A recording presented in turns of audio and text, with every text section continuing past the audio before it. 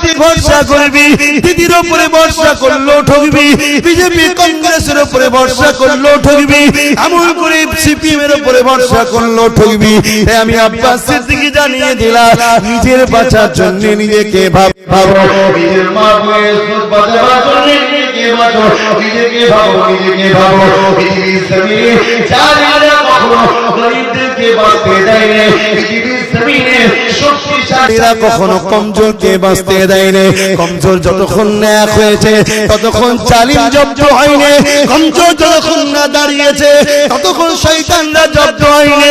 তাই আমি আজকে আব্বাস সিদ্দিকী, বাংলার কোটি কোটি যুবক আমাকে ভালোবাসে, কোটি কোটি মা ভালোবাসে, কোটি কোটি গরিব ভালোবাসে, তাদের চোদাবকে বাঁচাবার জন্য, আমার ভাইদের জীবনকে জ্যোতির সাথে রাখার জন্য আমি চেষ্টা করছি।